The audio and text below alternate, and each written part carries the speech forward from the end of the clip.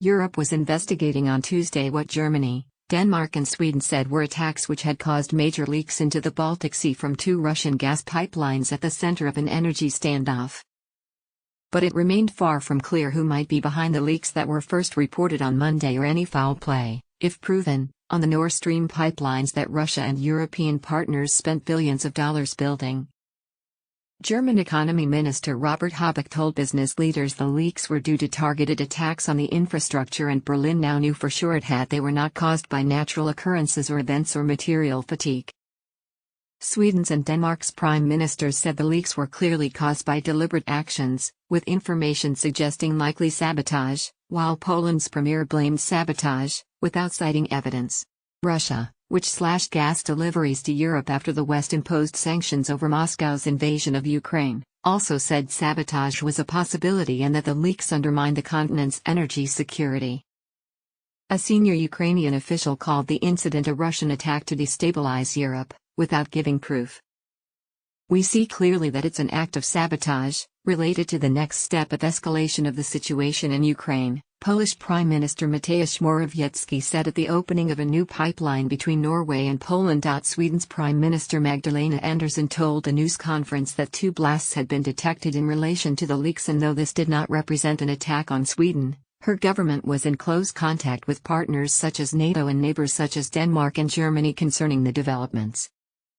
Seismologists in Denmark and Sweden said they had registered two powerful blasts on Monday in the vicinity of the leaks. The signals do not resemble signals from earthquakes.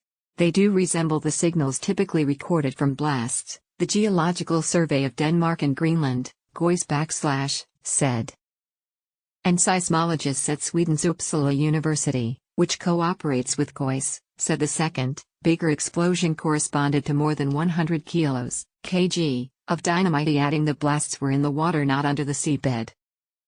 The Nord Stream pipelines have been flashpoints in an escalating energy war between capitals in Europe and Moscow that has damaged major Western economies, sent gas prices soaring, and sparked a hunt for alternative supplies. Germany is a country that knows how to defend itself. And Europe is a continent that can protect its energy infrastructure, Germany's Habeck said, adding the energy supply of Europe's largest economy was not affected.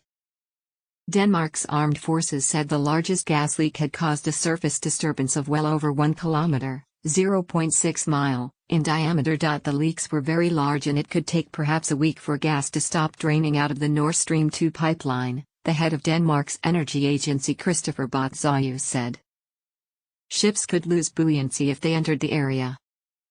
The sea surface is full of methane, which means there is an increased risk of explosions in the area, Batzelius said.